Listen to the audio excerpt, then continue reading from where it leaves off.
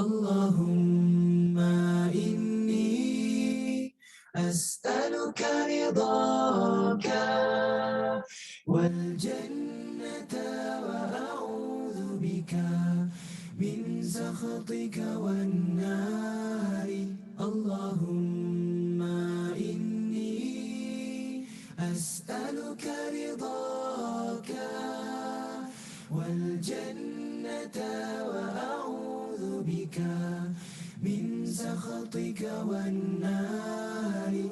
Ya Allah, sesungguhnya aku memohon redamu, jua syurga, dan aku berlindung dari murkamu serta neraka. Ya Allah, sesungguhnya aku memohon redamu, jua syurga, dan aku berlindung dari murkamu serta neraka. Allahumma inni as'aluka ridhaka wal jannata a'udzu bika min sakhatika wan nari. Allahumma inni as'aluka ridhaka wal jannata wa a'udzu bika min sakhatika wan nari.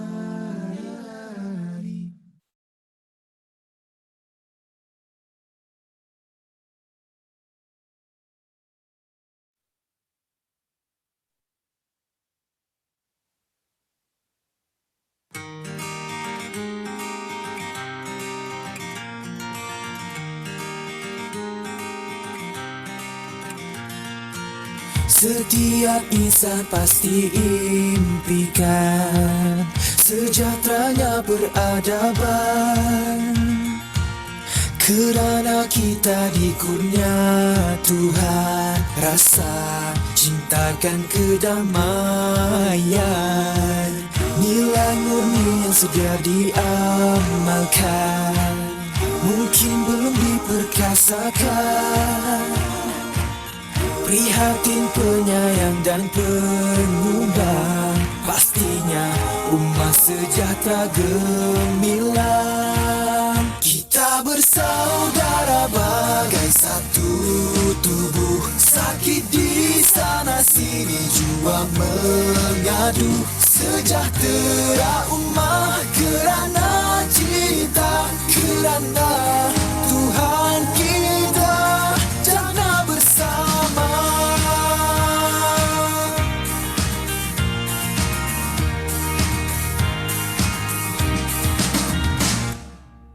Kerana dunia hanya persinggahan, serulah semua melaksanakan kebaikan.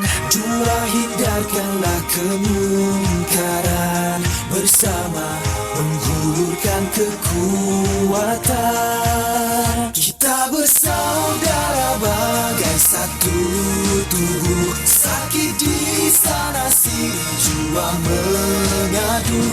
Sejahtera umat kerana cinta, kerana Tuhan kita jana bersama. Kita saudara bagai satu tubuh, kita saudara bagai satu tubuh, kita bersaudara bagai satu tubuh, kita bersaudara bagai satu tubuh. Kita bersaudara bagai satu tubuh, sakit di sana sini jua mengadu. Sejahtera umat kerana cinta, kerana Tuhan kita. Kita umat umpama sebuah binaan, kukuh andai terus saling menguatkan. Tarilah terlihat umat nestapa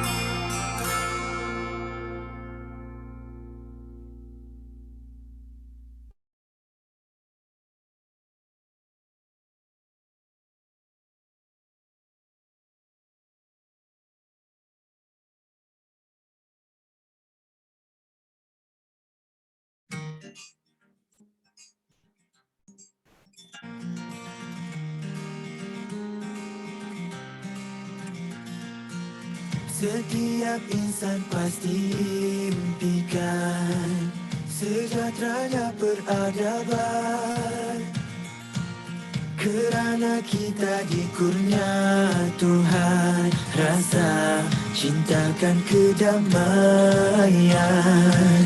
Nilai murni yang segera diamalkan mungkin belum diperkasakan. Prihatin, penyayang dan penyumbang, pastinya umat sejahtera gemilang. Kita bersaudara bagai satu tubuh, sakit di sana sini jua mengadu. Sejahtera umat kerana cinta, kerana Tuhan kita jana bersama.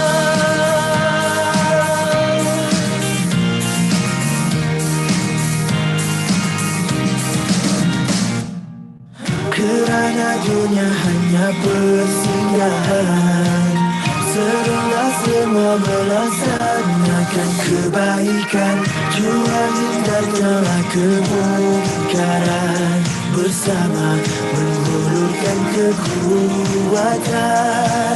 Kita bersaudara bagai satu tubuh, sakit di sana sini jua mengadu. Sejahtera umat kerana cinta, kerana Tuhan kita jana bersama. Kita saudara bagai satu tubuh, kita saudara bagai satu tubuh, kita saudara bagai satu tubuh, kita saudara bagai satu tubuh. Kita bersaudara bagai satu tubuh, sakit di sana sini jua mengadu.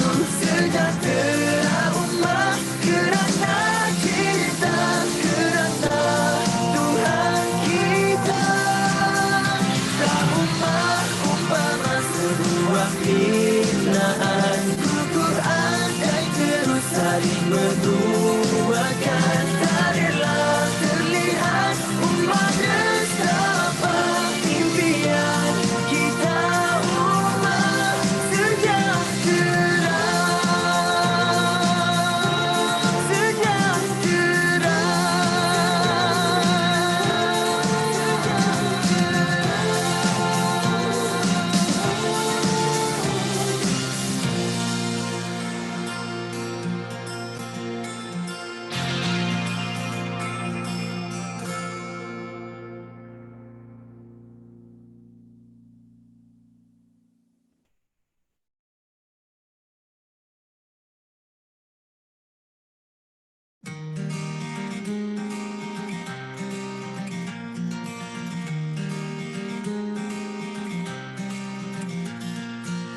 Setiap insan pasti impikan sejahteranya peradaban, kerana kita dikurnia Tuhan rasa cintakan kedamaian.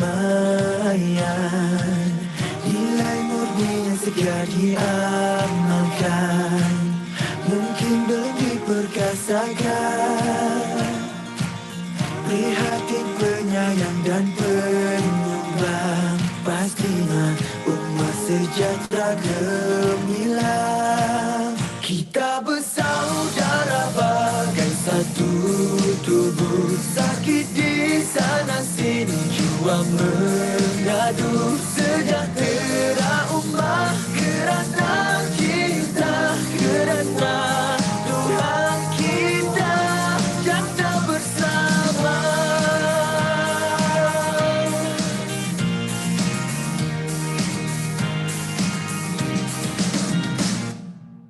Kerana dunia hanya persinggahan, serulah semua melaksanakan menyebarkan kebaikan, Tuhan hindarkanlah kemungkaran, bersama menghulurkan kekuatan. Kita bersaudara bagai satu tubuh, sakit di sana sini jua mengadu, sejahtera umat kerana kita, kerana Tuhan kita, kita bersama. Kita saudara bagai satu tubuh, kita saudara bagai satu tubuh, kita saudara bagai satu tubuh, kita saudara bagai satu tubuh. Kita bersaudara bagai satu tubuh, sakit di sana sini jua mengadu, sejahtera umat kerana kita, kerana Tuhan kita. Umat umpama sebuah binaan, Al-Quran dan terus saling menguatkan. Tadilah terlihat umat bersama, impian kita umat sejahtera, sejahtera.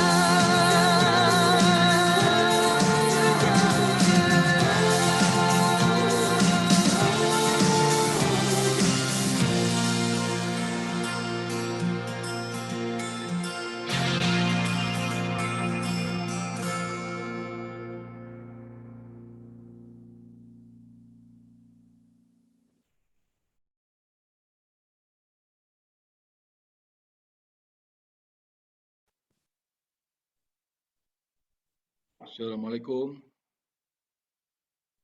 Boleh dengar suara saya ke? Assalamualaikum. Ni Ustaz ke? Ustaz ni? Prof ni? Prof ni ke ni? Tak dengar suara Prof. Assalamualaikum. Prof, speaker Prof. Mute. Prof, mute speaker. Okey. Okey, dengar dah. Okey, dengar. Okey. Asal bukan piah lah. Apa khabar? Alhamdulillah, alhamdulillah, alhamdulillah. Dengar dah, dengar dah. Dengar, alhamdulillah. Okey, kita tunggu dulu Prof. Pasal baru 2 orang pun masuk ni Prof. Okey, insya-Allah boleh, insya-Allah. Saya dah share banyak ni insya-Allah lah. Raja duduk mana ni, KL ke? Di Shah Alam. Tak alam. Okey, alhamdulillah. Prof nak tunjuk artikel tu ke? Artikel kita baca, hari ni malam ni kita baca artikel tu lah sebagai mukadimah. Kita tunjuk kat slide ke ataupun apa? Tunjuk artikel tu lah. Slide tu. Tunjuk di slide tu Slide. Pasal dia tu melalui Word. Betul lah. Okay. Nanti saya minta admin tunjuk.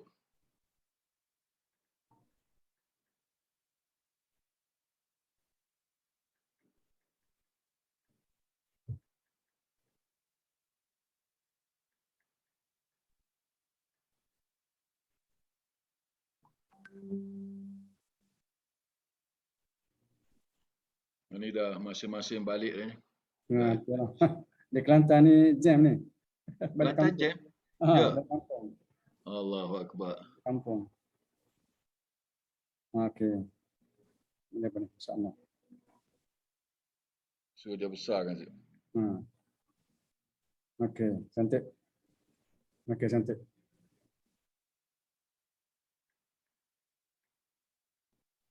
Lagi besar sikit, Dik. Dik, besar lagi. Okey, cantik dah. Okey, dah. Alhamdulillah.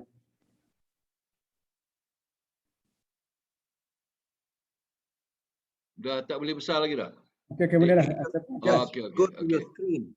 Okey. Cantik. Okey, cantik.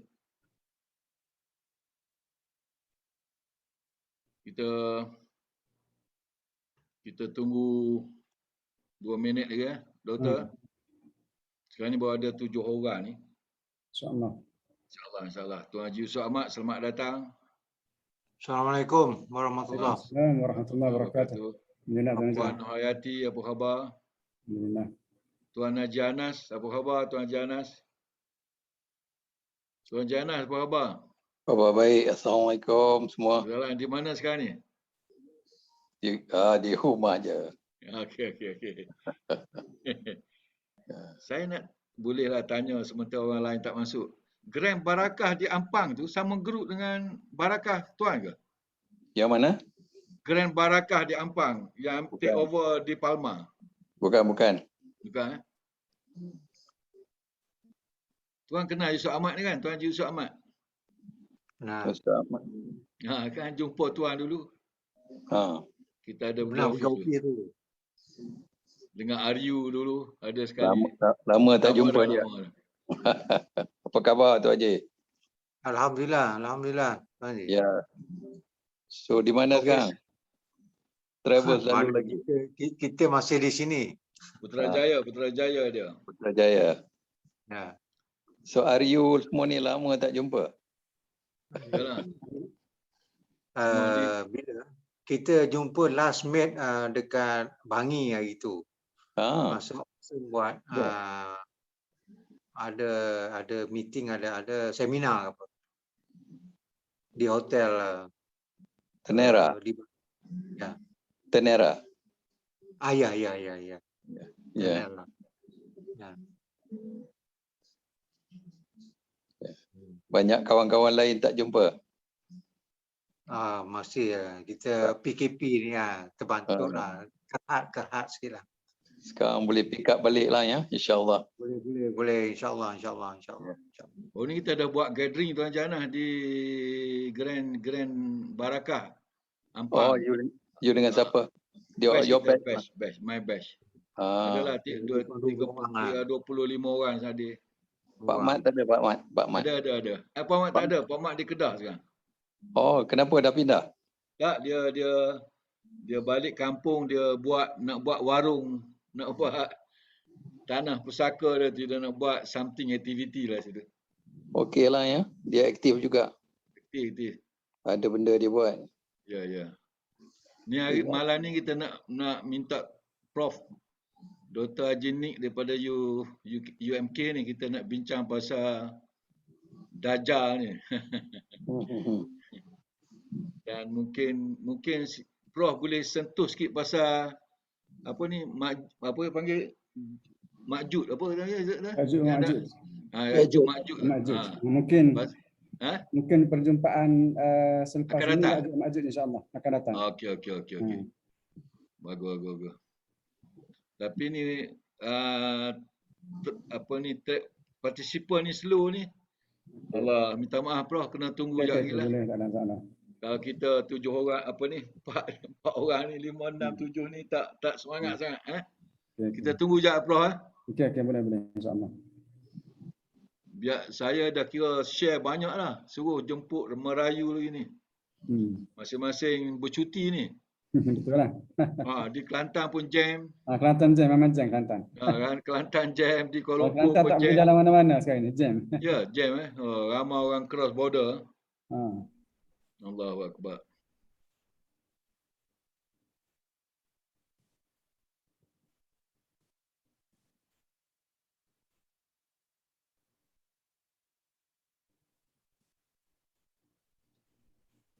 Besok Tuan Janas free Tuan Janas? Tuan Haji besok free Tuan Janas?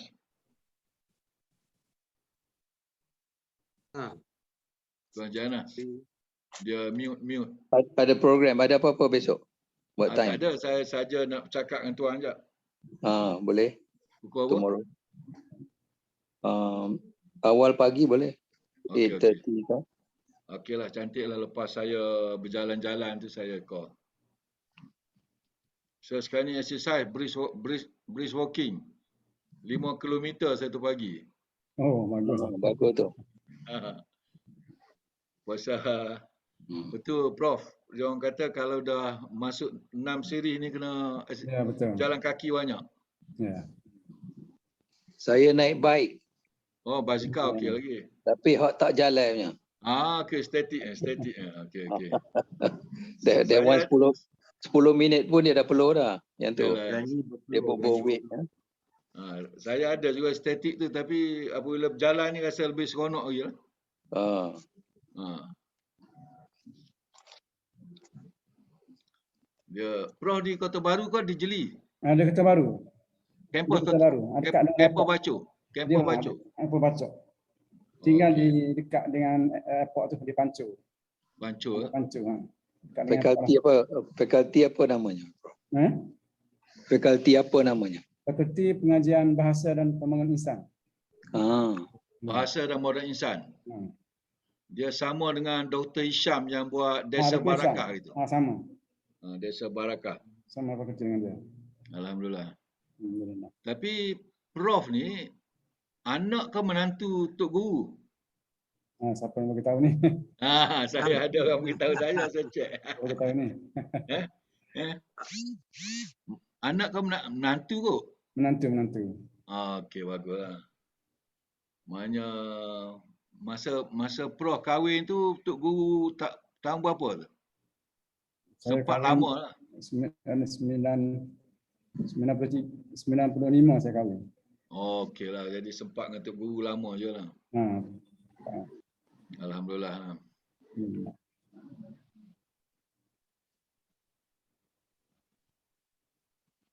Tak ada orang masuk ni Tuan Jan lah, kena doa sikit.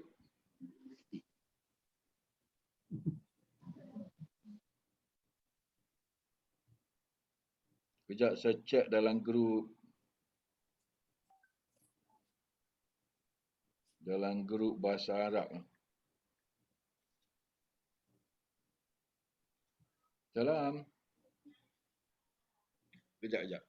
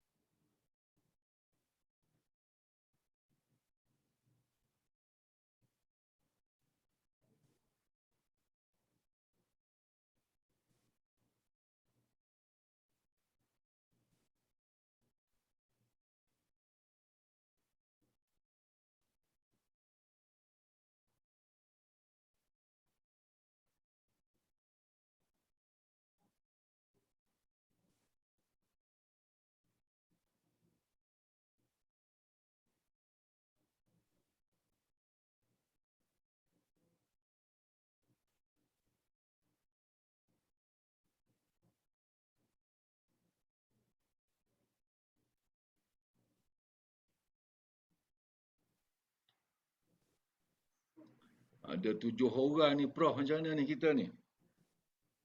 Apa kita boleh teruskan? Okey, kejap kita insyaAllah. Sekarang ni kita tunggu 9.30 Prof. 4 minit lagi. 4 minit kita teruskan. Boleh Tuan Haji Yusof?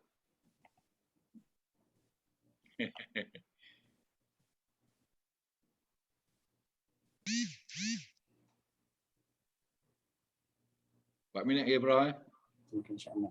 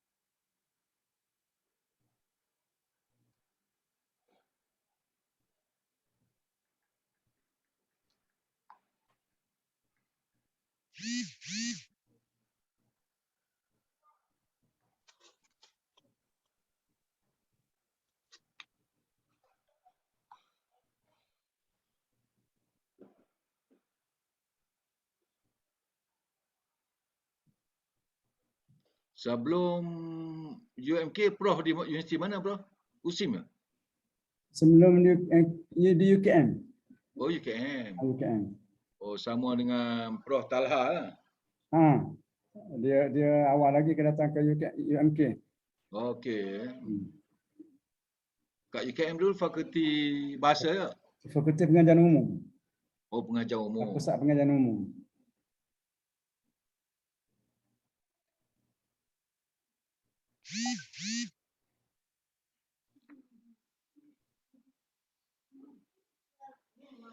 InsyaAllah. Assalamualaikum warahmatullahi wabarakatuh. Yang saya muliakan Profesor Madya Dr. Haji Nik Yusri, Nik Yusri, Nik Musa, Pensarah Kanan Universiti Malaysia Kelantan di Fakulti Bahasa dan Moda Insan. Dan pada sahabat-sahabat, walaupun kita hari ini kedatangan ataupun yang register hanya 7 orang, tapi insya-Allah dengan berkat ilmu yang kita akan sama-sama pelajari pada malam ini, ianya dapat memberi kita satu amalan ataupun satu ilmu yang boleh kita amalkan dan boleh meningkatkan iman dan ketakwaan kita kepada Allah SWT. Jadi saya dengan segala hormatnya mempersilakan yang berbahagia Prof untuk meneruskan forum santai kita pada malam ini. Silakan Prof. Assalamualaikum warahmatullahi wabarakatuh. Alhamdulillahi rabbil alamin. Nahmaduhu wa nasta'inuhu wa nastahdihi wa nastaghfiruh. Wa na'udzu billahi min shururi anfusina wa min sayyiati a'malina. Man yahdihillahu fala mudilla lahu wa man yudlilhu fala hadiya lahu.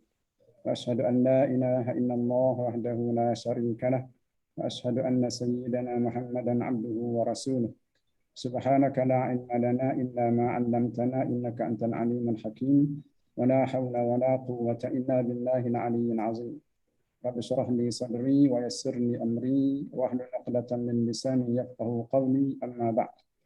Terima kasih kepada Tuan Haji yang yayasan daripada Yayasan Ahsan dan juga kawan-kawan semua yang walaupun saya masih belum mengenali, insya-Allah kita akan kenal mengenali selepas ini insya-Allah.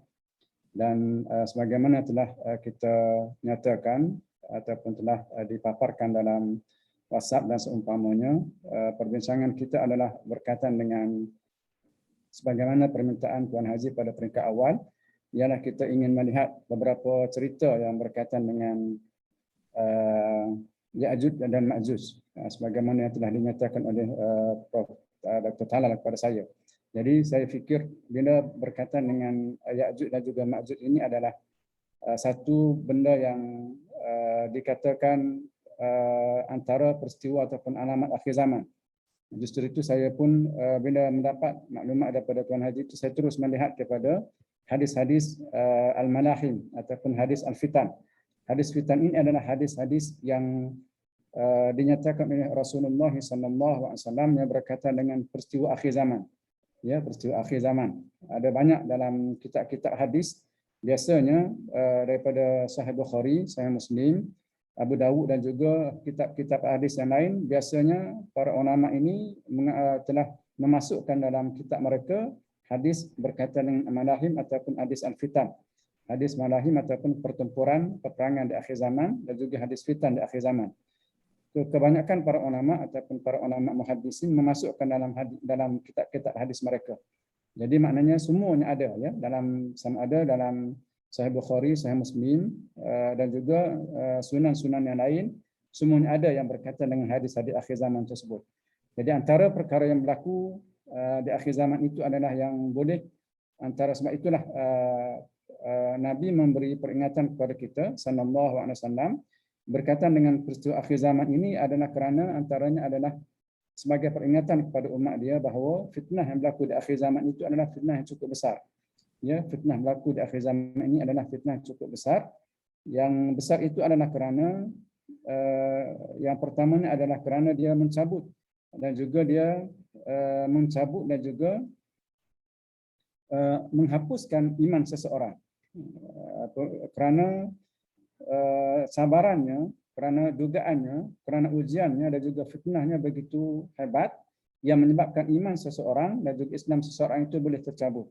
Sehingga kan Nabi menyebut ada yang ada di kalangan umat itu nanti di akhir zaman nanti paginya Islam, petangnya kufur. Pagi ataupun ada juga yang paginya kufur, petangnya Islam.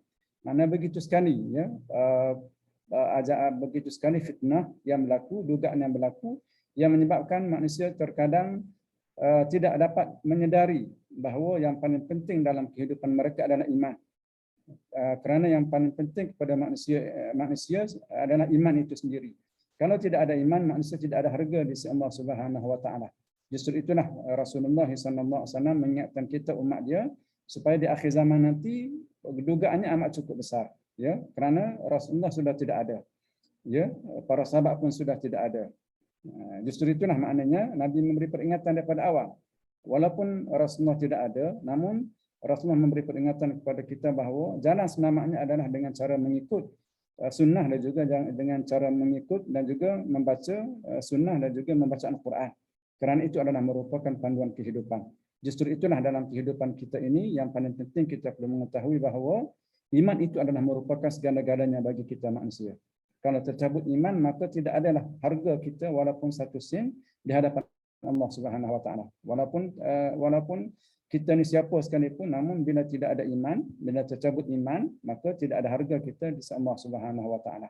Berharganya kita ini adalah bila kita beriman kepada Allah Subhanahu wa taala. Justru itulah satu nikmat yang paling besar bagi kita adalah nikmat Islam dan juga nikmat iman.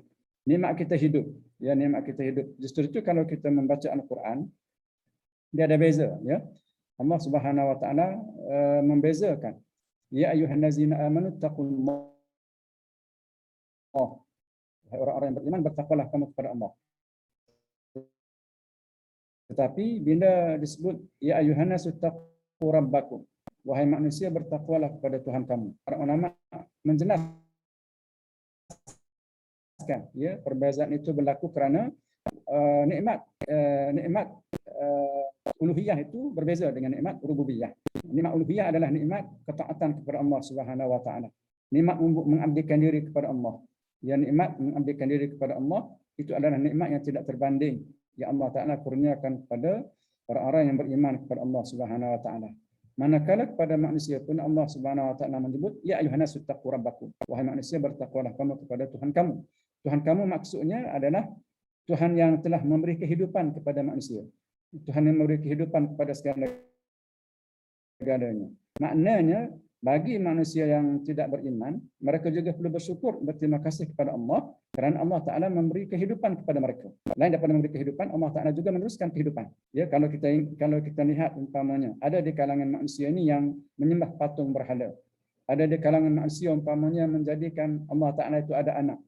Tetapi oleh kerana dengan rahmat nikmat Allah Subhanahu wa taala, masih lagi Allah Taala hidupkan mereka. Sepatutnya bila ada manusia yang kufur dengan Allah Subhanahu wa taala, sepatutnya kalau kita fikir matikan semua mereka itu. Tidak ada harga bagi mereka hidup umpamanya. Tetapi dengan nikmat rahmat Allah Subhanahu wa taala, mereka yang kufur dengan Allah Taala pun, syirik dengan Allah Taala pun masih lagi hidup. Kerana apa? Kerana itu adalah merupakan satu rahmat yang Allah Taala sebut dalam Quran, ya ayyuhannasu taqu rabbakum. Mudah-mudahan dalam kehidupan ini manusia berfikir bahawa kehidupan itu bukan diberikan kepada oleh sesiapa, tetapi diberikan oleh Allah Subhanahu wa taala. Justru itulah maknanya dalam kita perlu memahami bahawa nikmat iman itu adalah nikmat segala-galanya bagi kita. Kita bersyukur kepada Allah Subhanahu wa taala kerana bila kita mengenal dunia, kita telah mukmin, kita telah beriman ataupun kita telah Islam. Itu cukup satu nikmat cukup besar bagi kita yang tidak terbanding nikmatnya. Ya, itu yang tidak terbanding nikmatnya. Justru itulah maknanya dalam di akhir kehidupan kita ini, di akhir Nabi kita Muhammad sallallahu alaihi wasallam memberitahu kepada kita bahawa antara salah satu perkara yang cukup besar yang akan dihadapi oleh umat dia di akhir zaman nanti adalah fitnah, beberapa fitnah yang akan berlaku. Ya, banyaklah fitnah yang akan berlaku. Ini antaranya adalah kemunculan Dajjal, kemunculan Ya'juj dan juga Ma'juj, kemunculan binatang daripada perut bumi yang mengajar manusia, ya, bukan Ya'juj Ma'juj saja yang ada, bukan Dajjal saja yang ada. Datangnya binatang daripada perut bumi nanti mengajar manusia. Ini yang halal, ini haram. Kerana apa? Kerana manusia itu begitu teruk, begitu maknanya begitu dajjal manusia itu, sehingga kan binatang yang mengajarkan akan datang nanti, binatang mengajarkan manusia, wahai manusia, sedanah itu haram, iaitu halal, itu haram. Kerana apa? Kerana begitu teruknya manusia, maka Allah Ta'ala menghantar dabatul ard. Ini ada dalam surah Maryam, kalau tak silap ya, berkaitan dengan kedatangan dabatul ard, binatang daripada perut bumi yang mengajar manusia. Tu'allimuhum, mengajarkan manusia bahawa ini adalah haram, ini adalah halal dan seumpamanya. Itu sebagai satu penghinaan kepada manusia, walaupun yang diberi akal fikiran, namun mereka tidak menggunakan akal fikiran itu untuk mencari kebenaran. Itulah maknanya kalau kita lihat dalam itu sebagai mukaddimahnya untuk nak memberitahu kepada kita bahawa nikmat Islam dan juga iman itu adalah nikmat segala-galanya bagi kita yang perlu kita jaga, yang kita perlu jaga sehinggalah kita berjumpa dengan Allah Subhanahu Wa Taala. Okey, berkaitan dengan Dajjal ini, hadis berkaitan dengan Dajjal ini sebenarnya hadis yang mutawatir. Yang mutawatir ni mana hadis-hadis yang diriwayatkan oleh banyak para sahabat, yang mana tidak mustahil bahawa para sahabat ini dan juga para perawi hadis ini melakukan penistaan kepada Nabi SAW. Banyak di kalangan para sahabat, lebih kurang 40 orang para sahabat yang meriwayatkan hadis-hadis mutawatir ini, yang menyebabkan para ulama berpendapat bahawa mustahil para sahabat ini dan juga perawi hadis yang lain melakukan penistaan kepada Nabi SAW. Itu maknanya hadis mutawatir. Baik, kalau kita melihat kepada maksud Dajjal itu sendiri, dalam bahasa Arabnya dajlun yang bermaksud penutup, ya, pembohong, pendusta. Asal perkataannya dajjal ini pembohong lah. Kalau asas dia punya yang pertama yang singularnya adalah dajlun, tapi yang pluralnya adalah dajjalun ataupun dajjajinah. Dajjalun ataupun dajjajinah. Mufradnya maknanya dalam bahasa Arab dajim lam itu, ya, kalimah yang bermula dengan dajim lam itu biasanya bermaksud penutup, pembohong dan juga pendusta. Ya, maknanya kalau jamak dia ataupun kalau singular plural dia dajjalun dan juga dajjajinah. Maknanya pembohong dan juga pendusta. Ini sesuailah. Kalau dajjal menurut bahasa ialah air emas yang menyalati sesuatu benda. Bukan dia yang hanya bersalut air emas, bukan emas tulen. Tetapi oleh kerana ramai manusia tertipu dengan segala dakwaan, dengan segala kempen yang dilancarkan itu, maka manusia lupa bahawa itu adalah air emas sahaja, semata-mata air emas, bukan emas tulen. Dan dikatakan pada Al-Masih Dajjal kerana bertentangan, kerana zahirnya bertentangan dengan batinnya. Maknanya apa yang dia bawa itu adalah dia sendiri tahu bahawa apa yang dia bawa itu adalah merupakan suatu kekufuran. Ya, Dajjal itu sendiri mengetahui bahawa apa yang dia bawa itu adalah merupakan suatu kekufuran, suatu kesyirikan. Ya, tetapi oleh kerana dia adalah syaitan yang menyuruh manusia kepada neraka, maka begitulah yang akan terjadinya. Okey. Dan kalau menurut bahasa Inggerisnya Antichrist, ya, berdasarkan pada definisi tersebut, maka perkataan Dajjal merupakan kepada setiap pembohong, nama pada setiap pembohong, pendusta di kalangan manusia. Dan kenyataan ini berdasarkan kepada sebuah hadis, inna baina yadayi sa'ah sanasina dajjalan kazzaban. Maknanya siapa saja yang suka berbohong, cakap bohong, maka kita boleh itlakkan, namakan dia itu sebagai dajjal. Maksudnya sesungguhnya menjelang berlakunya kiamat terdapat 30 dajjal. 30 dajjal itu pembohong dan juga pendusta. Dan pada zaman Nabi SAW, Musailamah Kazzab. Pada zaman Nabi itu ada 2 orang, kalau tak silap saya dalam 2-3 orang yang mengaku sebagai Nabi palsu. Antaranya adalah Musailamah Kazzab, Al-Anasi dan seumpamanya, ada 2-3 orang yang mengaku Nabi palsu pada waktu itu. Dan Aswad Al-Ansi dan juga Tunaha Al-Asadi dan juga Ghulam Ahmad Al-Qadiani dan seumpamanya. Sebagaimana saya catatkan itu. Maknanya Musailamah Kazzab, Aswad Al-Ansi ini pada zaman Nabi SAW. Dan dia diperangi oleh oleh Nabi SAW. Itu adalah salah satu daripada Dajjal. Salah satu daripada Dajjal kalau mengikut bahasanya. Kalau mengikut bahasanya. Okey. Dan kemudian panggilan yang betul terhadap Dajjal, terdapat dua sebutan yang biasanya digunakan untuk Dajjal. Al-Masih Ad-Dajjal, Al-Masih Ad-Dajjal. Sebagaimana dibahaskan oleh para cendekiawan Islam. Yang pertama, kalau seorang lagi yang digelar Al-Masih adalah Isa Al-Masih. Isa Al-Masih. Isa atau Jesus. Jesus ini nama bagi Nabi Isa AS menurut bahasa Greek kuno. Greek kuno, ya, bahasa Yunani. Nama dia Jesus. Jadi dipanggil, dikenali sampai sekarang ini pun dengan nama Jesus. Kalau dalam Qurannya dinamakan sebagai Isa bin Maryam. Cumanya kita perlu memahami, yang pertamanya, Nabi Isa ini dia bukan pelopor kepada agama Kristian, bukan. Nabi Isa juga membawa agama Islam. Agama Kristian ini adalah agama yang telah disenewengkan bid'ah dan juga khurafat daripada ajaran Nabi Isa, maka lahirlah agama Kristian. Ya, bid'ah dan juga khurafat daripada ajaran Nabi Isa itu yang telah diikuti oleh pengikut-pengikutnya, maka lahirlah agama Kristian. Ya. Nabi Isa juga membawa agama Islam. Kalau kita baca dalam Quran itu ada satu surah namanya surah Maryam. Surah Maryam itu sebenarnya menjelaskan mengenai kisah Nabi Isa AS dengan ibunya. Dan di akhir surah Maryam itu ada satu ayat yang Allah Ta'ala jelaskan, takadus samawati yatafattarna. Hampir-hampirlah bumi dan juga langit itu hancur, binasa. Kerana ada di kalangan manusia yang mengatakan bahawa Allah Ta'ala itu ada anak. Maknanya besar kemurkaan Allah Subhanahu Wa Ta'ala. Ada manusia mengatakan bahawa Allah Ta'ala itu ada anak. Besar kemurkaan Allah Subhanahu Wa Ta'ala. Hampir hancur, sehingga kan Allah Ta'ala menyebut hampir-hampirlah langit dan juga bumi itu binasa, hancur, berkecai, kerana ada di kalangan manusia mengatakan bahawa Nabi Isa itu ada anak. Mana kita perlu jelas, Nabi Isa AS bukan membawa ataupun bukan pelopor kepada ajaran Kristian, tetapi juga membawa ajaran Islam. Ya, cumanya lahirnya agama Kristian itu, lahirnya agama Yahudi itu adalah kerana berlakunya penyelewengan, berlakunya bid'ah dan juga khurafat dalam ajaran Nabi Isa, dalam ajaran Nabi Musa, akhirnya timbullah agama Yahudi dan juga akhirnya timbul agama Kristian. Walau Nabi Musa pun membawa agama Islam, Nabi Isa pun membawa agama Islam. Nah, itu kalau panjang cerita itu, kalau kita melihat kepada satu hadis Nabi SAW mengatakan bahawa al-anbiya ikhwatun li'annat. Para nabi itu adalah saudara.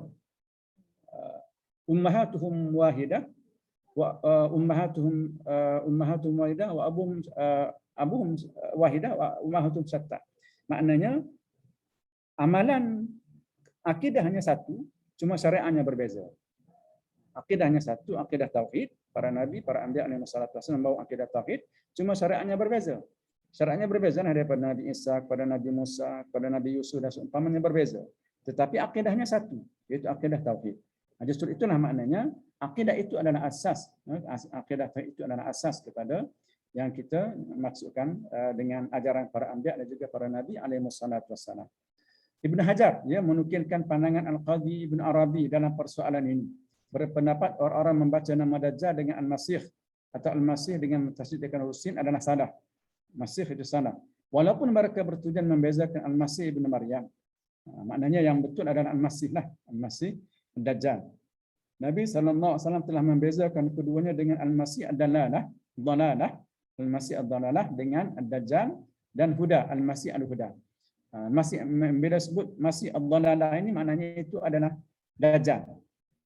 Al-Masih Al-Huda adalah Nabi Isa AS untuk Maryam, Ibnu Maryam.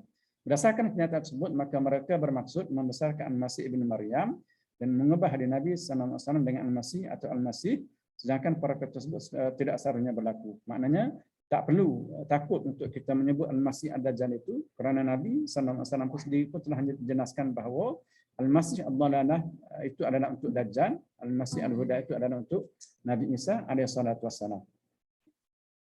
Al-Masih dalam bahasa Arab bermaksud menghapus, yang terhapus, yang mengembara, ya. yang mengembara. Justru itu Isa dikatakan Al-Masih kerana ia dapat menyembuh, dapat menyembuhkan segala penyakit yang berlaku. Segala menghapuskan dan menyembuh segala penyakit yang berlaku. Inilah biasanya kalau kita bertanya kepada orang-orang Kristian ini, mengapa mereka menganggap Nabi Musa itu sebagai anak Tuhan, adalah kerana contohnya adalah diberi seperti mana Nabi Isa itu boleh mengubat penyakit, segala penyakit yang berlaku. Boleh membuat burung daripada tanah, kemudian burung itu boleh terbang. Jadi semua yang dinyatakan oleh mereka itu, Islam juga mengakui. Cumanya bukan dengan menerusi, kerana bukan dengan kekuasaan daripada Nabi Isa sendiri, bukan, tetapi dengan kuasa Allah Subhanahu Wa Taala. Ini yang membezakan, ya, ini membezakan. Begitu juga dengan Nabi Isa menyembuhkan penyakit, semuanya itu adalah untuk menunjukkan bahawa itu adalah mukjizat yang telah Allah Taala berikan kepada Nabi Isa alaihissalatu wassalam. Bukan kerana Nabi Isa itu sendiri, ya, bukan kerana Nabi Isa itu, tapi adalah kerana itu adalah merupakan nikmat dan juga anugerah Allah Taala dan juga mukjizat yang Allah Taala kurniakan kepada Nabi Isa alaihissalatu wassalam. Sebab itulah dalam Al-Quran disebutkan wa awsani bis salati waz zakati ma dumtu hayya wa ja'alani mubarakan aina ma kuntu. Allah Taala jadikan aku ni berkat di mana saja aku berada waktu aku hidup. Ya, Allah Taala jadikan aku ni berkat di mana saja aku berada waktu aku hidup. Maknanya sebab itulah keberkatan itu adalah hak milik Allah Taala. Manusia ini tak boleh memberi berkat, ya. Kita kena dari sudut akidahnya, manusia ini tak boleh beri berkat. Yang boleh beri berkat adalah Allah Subhanahu Wa Taala. Tabarakallazi biyadihil mulk wa huwa ala kulli syai'in qadir. Walaupun dia tu wali ke siapa ke, seorang yang mati di kalangan manusia ini, dia tidak boleh memberi berkat kepada orang lain. Seorang yang mati dia memerlukan doa daripada orang yang hidup. Tak kira siapa pun, ya. Seorang mati dia memerlukan doa daripada orang yang hidup. Seorang mati tak boleh beri berkat kepada orang yang masih hidup. Yang boleh memberi berkat dan Allah Subhanahu Wa Taala. Jadi seorang yang telah mati, siapa pun, wali ke apa semua ke, maka yang paling penting adalah kita mendoakan dia. Kita mendoakan dia. Itu asas dia. Fitnah Al-Masih Ad-Dajjal. Berdasarkan kepada hadis-hadis sahih daripada Rasulullah sallallahu alaihi wasallam, maka dapatlah dibuat kesimpulan bahawa fitnah Al-Masih Ad-Dajjal merupakan satu fitnah paling hebat yang akan berlaku ke atas manusia. Antara hadis-hadisnya tersebut adalah riwayat Anas ala waqad anzara ummatahu al-a'war al-kazzab ala innahu a'war wa inna rabbakum azza wa jalla laysa bi'awar maktubun baina ainaihi kufrun. Maksudnya tiada satu nabi yang diutuskan oleh Allah Taala kepada manusia. Maknanya semua para anbiya yang diutuskan oleh Allah Taala kepada manusia, semuanya menceritakan mengenai kepada umat dia berkaitan dengan fitnah akhir zaman. Fitnah Dajjal. Satu perkara adalah para nabi yang lain diutuskan untuk umat mereka sahaja. Hatta Nabi Isa alaihissalatu wassalam, dia diutuskan untuk umat dia sahaja. Untuk umat dia maknanya dia tidak melebihi umat-umat yang lain. Maknanya orang Yahudi sahaja. Nabi Musa pun begitu. Dia diutuskan untuk bangsa Yahudi sahaja. Rasulan ila Bani Israel. Menurut dalam ayat surah Al-Maidah. Wa rasulan ila Bani Israel. Dan Nabi Isa itu adalah seorang rasul untuk Bani Israel. Dia tidak untuk manusia semuanya, bukan. Tetapi dia adalah untuk khusus pada umat-umat yang telah diberikan. Nabi Ibrahim pun begitu. Sebab itulah adalah kelebihan dari antara salah satu kelebihan Nabi kita Muhammad sallallahu alaihi wasallam adalah Nabi kita Muhammad sallallahu alaihi wasallam diutuskan untuk semua manusia dan jin. Tetapi nabi-nabi yang lain adalah untuk umat mereka sahaja. Namun walaupun begitu kita mengakui bahawa maknanya umat-umat mereka akan mengatakan bahawa la ilaha illallah Yusuf Rasulullah. La ilaha illallah Ibrahim Rasulullah. La ilaha illallah Isa Rasulullah. La ilaha illallah Musa Rasulullah. Jadi kita la ilaha illallah Muhammad Rasulullah sallallahu alaihi wasallam. La nufarriqu baina ahadin min rusulih. Namun walaupun begitu, Allah Taala menjelaskan kepada kita, kami tidak membezakan antara rasul-rasul yang diutuskan itu. Walaupun nabi kita nabi akhir zaman diutuskan untuk semua manusia dan nabi-nabi yang lain diutuskan untuk umat dia saja, namun kita tidak membezakan antara nabi-nabi diutuskan itu. Kerana kita memahami bahawa apabila Allah Subhanahu Wa Taala mengutuskan para nabi, dia adalah merupakan rahmat Allah Taala kepada manusia. ya kepada kita. Baik. Mengingatkan umatnya akan fitnah dan tipu daya Dajjal, dan ketahuilah bahawa Dajjal itu buta matanya dan Tuhan kamu tidak sekali-kali buta. Tertulis di kedua-dua matanya kalimah kafara, maksudnya kufur. Makna jelas, Dajjal itu merupakan dakwah ataupun dakwah kepada kekufuran. Ya, dakwah kepada kekufuran, menjadikan diri dia sebagai Tuhan, ya, itu jelas merupakan suatu dakwah ataupun satu seruan kepada kekufuran. Dan daripada Imran bin Husain radhiyallahu anhuma qala sami'tu Rasulullah sallallahu alaihi wasallam yaqul ma baina khalqi Adam ila qiyamis saah akbaru min ad-dajjal. Maknanya satu fitnah yang aku mendengar Rasulullah sallallahu alaihi wasallam semenjak daripada kejadian Adam alaihissalam sehinggalah berlakunya kiamat, satu fitnah pun yang lebih dahsyat berlaku daripada fitnah Dajjal. Kerana apa? Kerana walaupun dalam menyuruh kepada kekufuran itu, namun terdapat juga manusia-manusia menurutinya. Sebab itulah dia adalah merupakan satu fitnah cukup besar. Ya, walaupun dia menyuruh kepada kekufuran, namun terdapat juga manusia-manusia yang mengikut dengan kekufuran tersebut. Sebab itulah apa yang berlaku 2 minggu lepas. 2 minggu lepas itu berlaku di Indonesia kan. Di Indonesia Puteri Sukmawati. Sukmawati mengisytiharkan dirinya masuk Hindu. Kan? Dirinya masuk Hindu.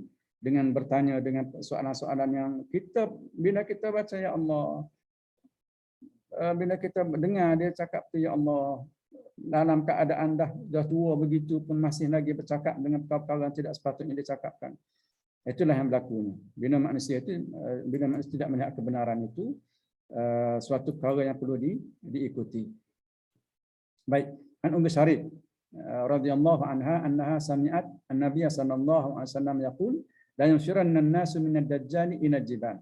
Maksudnya daripada Ummu Syarif, sesungguhnya beliau mendengar Rasulullah sallallahu alaihi wasallam bersabda, manusia akan melarikan diri daripada Dajjal ke bukit bekau, gunung ganang dan juga hutan belantara. Ya. Satu lagi adalah falyana anhu fa wallahi innar rajula la ya'tiyahu wa huwa yahsabu annahu mu'min fattabi'ahu mimma yab'asu ilaihi minasyubahat. Ini peristiwa yang berlaku ya, bila Dajjal itu timbul datang, barang siapa mendengar Dajjal maka hendaklah larikan diri daripadanya. Kerana demi Allah, siapa yang mendatanginya kerana nak lawan. Ya, kerana nak lawan dan sebagainya. Dan dia menganggap bahawa dia beriman. Kerana nak lawan Dajjal itu. Namun akhirnya dia akan mengikuti mengaku kebenaran Dajjal. Lantaran subhat kebatilan dan janji-janji elok yang dijanjikan oleh Dajjal. Ini maknanya Nabi berpesan kepada kita bahawa kalau yang antara bila dah seseorang mendengar mengenai fitnah Dajjal ini, maka hendaklah dia melarikan diri. Sebab apa? Sebab mungkin kita rasa nak lawan, boleh lawan umpamanya. Dengan hujah-hujah kita, dengan apa yang kita ada, kita boleh lawan. Tetapi bila dia nak lawan, dia pergi dekat untuk nak berlawan dan seumpamanya, akhirnya dia akan mengikut, jadi pengikut Dajjal juga. Sebab apa? Sebab apa yang dibuat oleh Dajjal itu dia tak dapat nak lawan. Walaupun dia ada iman, tetapi dengan anugerah yang diberikan Allah Ta'ala kepada Dajjal itu menyebabkan dia juga akan terpesong. Justru itu maknanya Nabi menyuruh kita falyana anhu, larikan diri daripada fitnah Dajjal. Larikan diri itu maknanya jangan sekali-kali kita masuk dalam fitnah yang berlaku di akhir zaman. Ya, jangan sekali-kali kita ini terdiri daripada orang-orang yang termasuk dalam golongan yang maknanya termasuk dalam golongan mengikuti dan juga bergabung sama dengan fitnah yang berlaku di akhir zaman. Macam kita sekarang ni lah. Kita sekarang dengan berbagai-bagai isu yang berlaku dan seumpamanya. Baik, fitnah Al-Masih Dajjal dikatakan fitnah paling hebat ke atas manusia kerana pembohongannya boleh menggugat keimanan manusia. Sehingga bila ia mendakwa sebagai Nabi dan Tuhan sekalipun masih terdapat manusia mengakuinya. Ya, ceritanya kalau Dajjal ini kalau dilihat kepada beberapa hadis yang kita boleh simpulkan, pada peringkat awalnya dia datang menyuruh manusia kepada perdamaian. Betul-betul sebagaimana yang Yahudi buat sekarang ini. Ya, betul-betul sebagaimana negara Yahudi itu buat sekarang ini. Dia menyuruh manusia pada perdamaian. Kemudian selepas daripada itu dia menyuruh manusia, dia mengaku sebagai Nabi akhir zaman. Akhir sekali dia mengaku sebagai Tuhan. Aja. betul-betul lah kalau kita lihat apa yang berlaku di negara Yahudi sekarang ini. Di negara Yahudi itu maknanya dia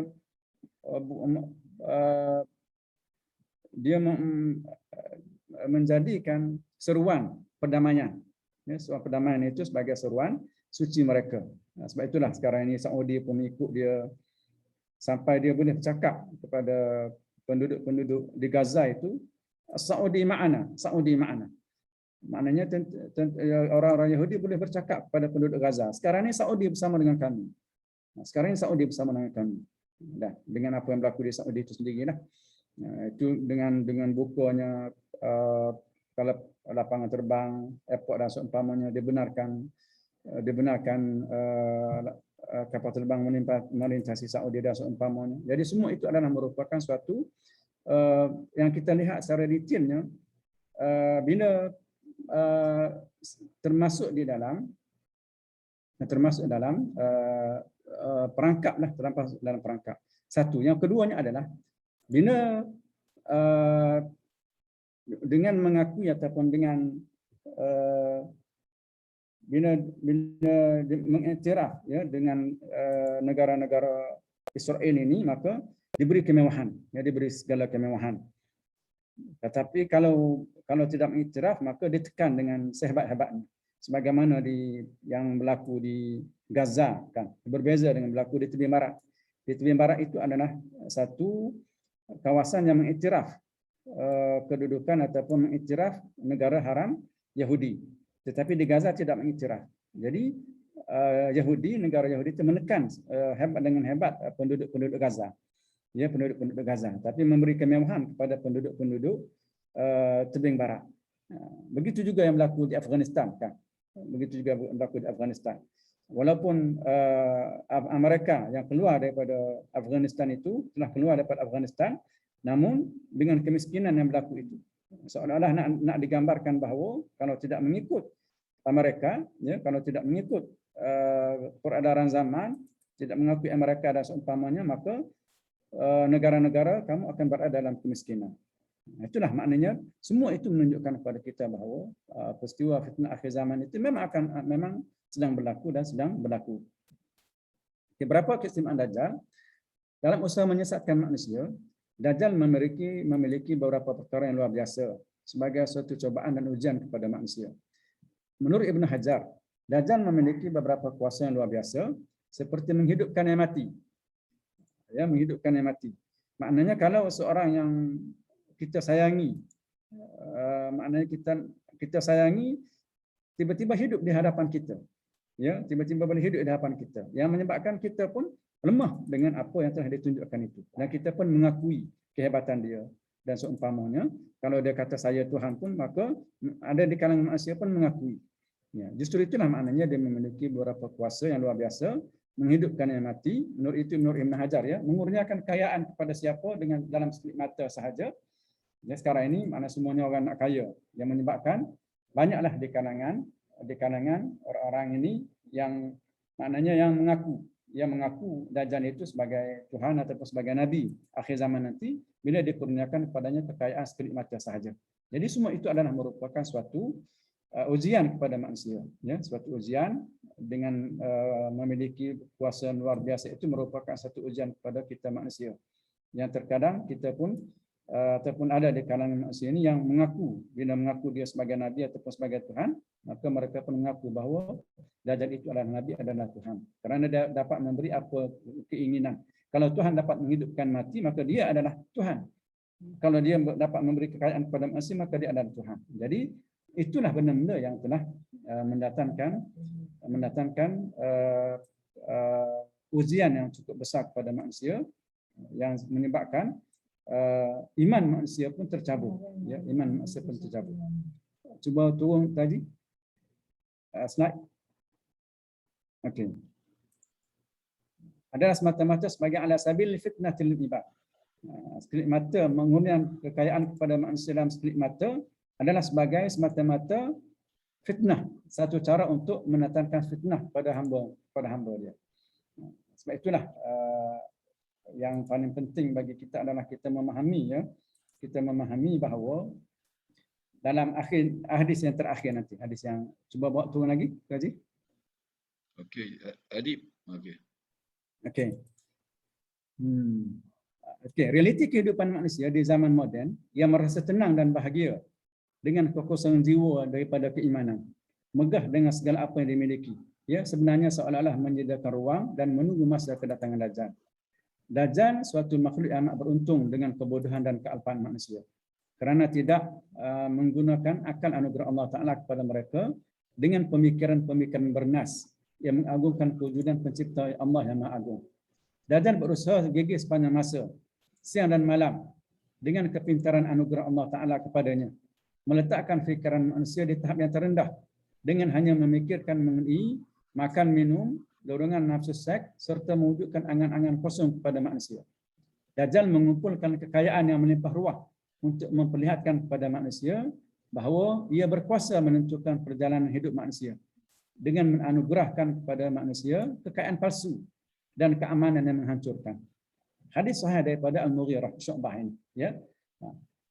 Rasulullah sallallahu alaihi wasallam ani dajjal aksara mimma sa'altuhu wa innahu qala li ma yadurruka qultu innahum ja'a jabal khubzin wa nahrin ma'in qala huwa ahwanu 'ala Allah min zalik.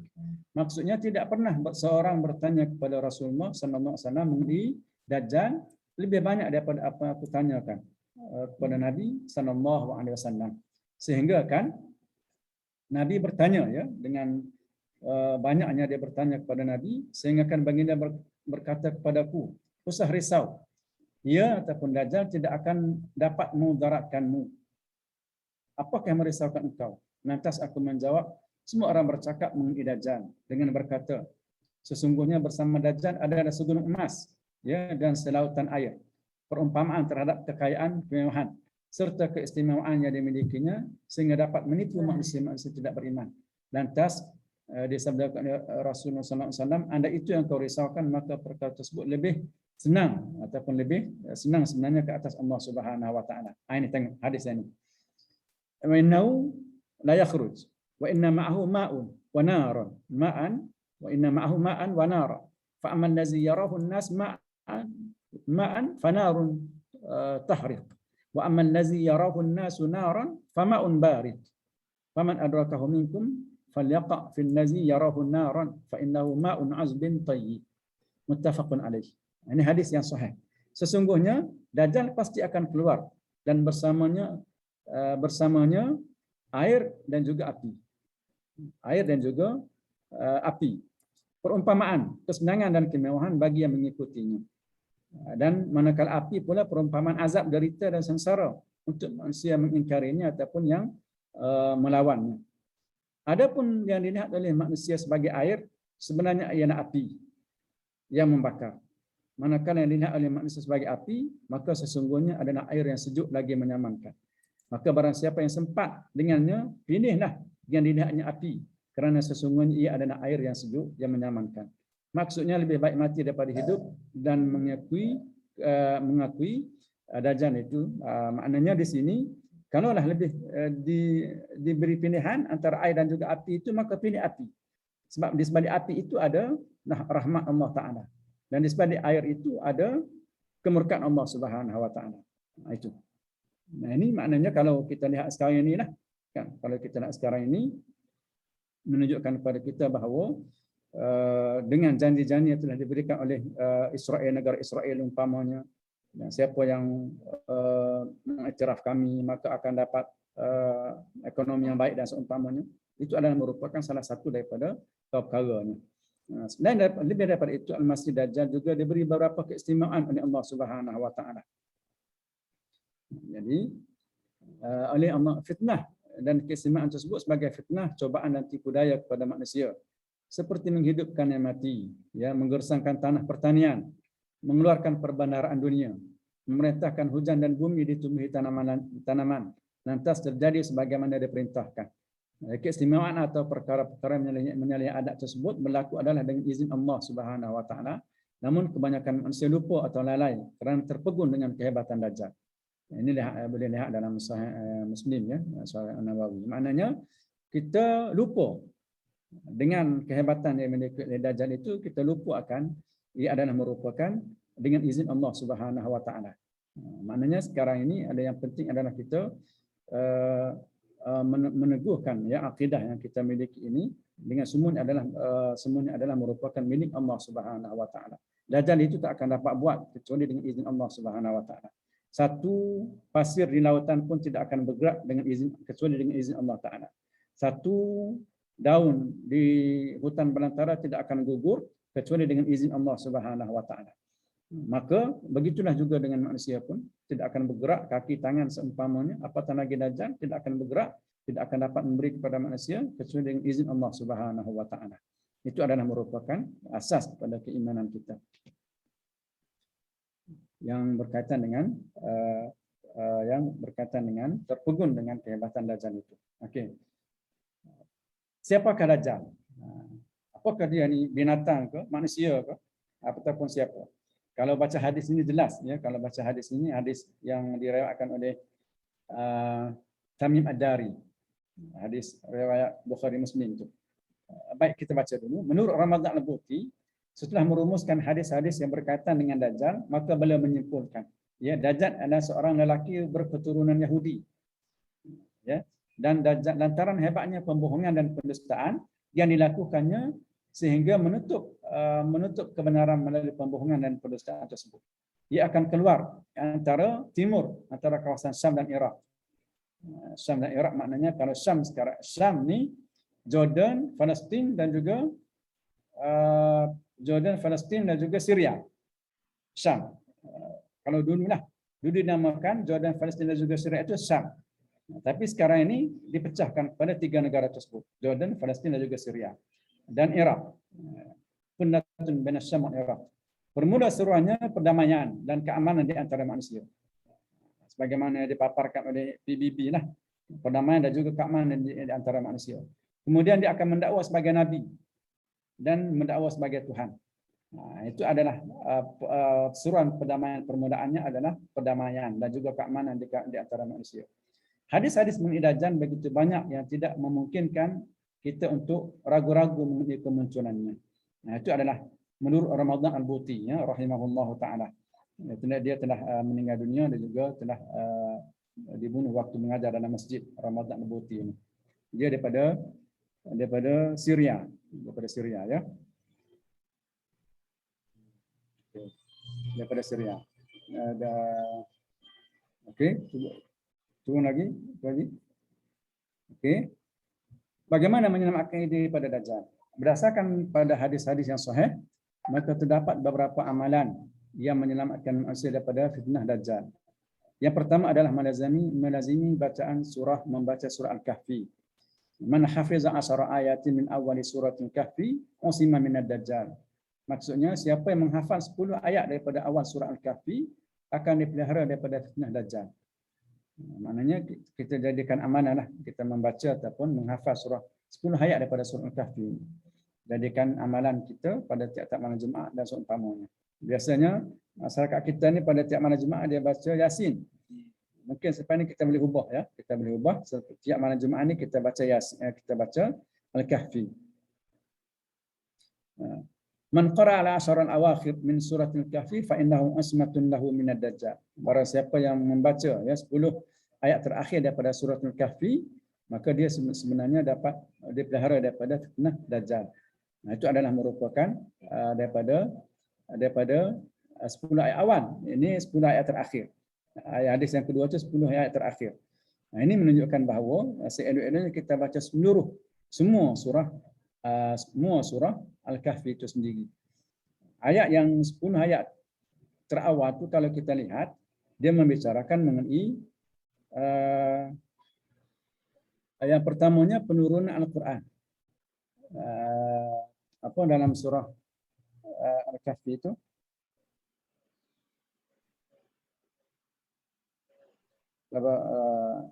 Subhanallazi Al-Kahfi.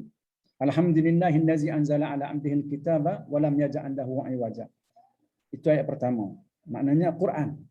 Alhamdulillahillazi anzala ala abdihi al-kitaba wa lam yaj'al lahu 'iwaja. Allah Taala minta supaya manusia bersyukur dengan penurunan Al-Quran itu sendiri. Kemudian ayat yang kedua adalah mengenai Allah Ta'ala memberi inzar peringatan yang berkaitan dengan ada di kalangan manusia menjadikan Tuhan itu ada anak. Ini maknanya pemikiran dan juga keyakinan dan juga khurafat yang berlaku pada orang-orang Kristian, ya, orang-orang Kristian. Nah, begitu juga orang Yahudi juga disebut dalam ayat tersebut. Jadi peringatan kepada dalam surah Al-Kahfi ini adalah memberi peringatan bahawa jalan selamat yang paling selamat untuk manusia di akhir zaman adalah kita bergantung dengan Al-Quran itu sendiri. Ya, Al-Quran itu adalah akidah kita. Ya, Al-Quran itu adalah akidah kita. Al-Quran itu adalah sumber ilmu pada kita. Al-Quran adalah akidah kita dan juga Al-Quran adalah sumber ilmu pada kita. Okey, kemudian lagi Tuan Haji. Okey. Yang kedua adalah selalu membaca doa dan memohon perlindungan daripada Dajjal sebagaimana dibaca oleh Rasulullah SAW, iaitu dalam tasyahud akhir sebelum salam. Ya. Akhbaratuhu anna Rasulullah SAW kana yad'u fi salati Allahumma inni a'udzubika min azabil qabri wa a'udzubika min fitnatil masiihid dajjal wa a'udzubika min fitnatil mahya wal mamat Allahumma inni a'udzubika minal ma'sam wal maghram. Ini maknanya ini kalau dalam mazhab Zahiri dia wajib baca ni. Mazhab Zahiri wajib baca sebelum kita bagi salam. Allahumma inni a'udzubika fil alamin innaka Hamidum Majid. Fil alamin innaka Hamidum Majid. Allahumma inni a'udzubika min fitnatil mahya wal mamat wa min fitnatil masiihid dajjal. Nah, ini kalau dalam mazhab Zahiri wajib baca. Dalam mazhab kita pun mana sunat kita baca. Sebab ni Nabi sallallahu alaihi wasallam ajarkan kepada kita. Ya, daripada Aisyah radhiyallahu anha sesungguhnya Rasulullah sallallahu alaihi wasallam sentiasa berdoa selepas sembahyang, ya Allah ya Tuhanku, dalam tasyahud akhir sebelum salam. Aku memohon perlindungan denganmu daripada azab kubur. Aku memohon perlindungan daripada fitnah Masih Dajjal, fitnah dalam kehidupan dan selepas kematian. Serta jauhkan aku daripada melakukan dosa dan suka berhutang, tenggelam dalam hutang. Ya. Dan kesimpulannya adalah hadis-hadis yang mengenai kedatangan Dajjal, manusia pembohong lagi pendusta, satu fitnah yang paling hebat ke atas manusia. Dikira sebagai hadis-hadis yang mutawatir, darjat mutawatir, iaitu perkhabaran yang tidak mungkin dapat dinafikan begitu sahaja, kerana tidak dapat diagak atau dijangkau oleh pemikiran manusia. Namun perkhabaran Dajjal ini adalah merupakan salah satu daripada perkara gaib yang diceritakan oleh Rasulullah SAW. Maka kewujudannya pasti akan berlaku. Dan lagi kemunculan Dajjal ini sebenarnya terdapat dalam semua agama-agama langit, sama ada Yahudi dan juga Kristian, sebagaimana juga kedatangan Imam Mahdi. Maknanya dalam Yahudi juga ada ajaran mengenai kedatangan Dajjal ini. Dalam agama Kristian juga ada mengenai kedatangan Dajjal ini. Cumanya dalam agama Yahudi juga Kristian ini adalah kedatangan Tuhan mereka. Nah ini, ya, Dajjal itu dianggap sebagai kedatangan Tuhan mereka. Nah, betul lah kalau kedatangan Tuhan mereka. Mana kalau kedatangan Tuhan mereka, yang itu bagi mereka adalah pandangan mereka berkaitan dengan Tuhan. Tetapi kita berbeza. Ya, kita itu adalah merupakan ujian yang cukup berat kepada kita umat Nabi SAW. Okey. Itulah secara umumnya yang berkaitan dengan hadis-hadis yang berkaitan dengan Dajjal ini. Ini sebagai mukaddimah ya perjumpaan kita pada yang untuk bulan ini. Ya, sekadar itu sajalah ya. Baik. Senario tamadun manusia yang penuh dengan huru-hara, permusuhan, pembunuhan dan peperangan. Di zaman kita merasa nikmat kehidupan sekarang ini menambahkan keyakinan kita kepada hadis-hadis Rasulullah SAW. Namun biar apapun yang berlaku, kehidupan perlu diteruskan. Ya, sebagaimana biasa berdasarkan kepada hadis Nabi SAW, "In qamatis sa'ah fa fi yadi ahadikum fasilah fa in istata'a yaghrisa falyaghrisha." Maksudnya, ini bagaimana kita nak menghadapi situasi akhir zaman. Maksudnya sekiranya berlaku kiamat, besok berlaku kiamat, ataupun sejam lagi berlaku kiamat, dan di tangan seorang kamu terdapat anak pokok atau biji benih, dan dia sempat menanamnya, maka dia menanamnya. Maknanya jangan tunggu kedatangan Nabi Isa, jangan tunggu kedatangan Imam Mahdi sampai kita tak buat kerja apa-apa. Kerja perlu dilaksanakan. Ya, sampai kan Nabi sebut kalau ada anak benih lagi, anak pokok lagi, kalau sempat tanam, besok berlaku kiamat, maka tanamlah. maka tanamlah. Itu maknanya Nabi mengarahkan kita supaya beramal. Ya, bukan hanya menunggu kedatangan saja, sama ada kedatangan Imam Mahdi itu ataupun kedatangan Nabi Isa pada seumpamanya. Dan itu semua adalah merupakan satu dakwah ataupun satu seruan, ya, satu anjakan yang telah dinyatakan oleh Nabi kita Muhammad sallallahu alaihi wasallam bagaimana situasi untuk kita menghadapi akhir zaman itu. Itu sekadar itulah saja untuk Tuan Haji. Mungkin kita ada soal jawab untuk pertanyaan yang silakan. Wallahu a'lam. Sallallahu alaihi wasallam Muhammad wa ala alihi wa sahbihi ajma'in. Alhamdulillahirabbil alamin.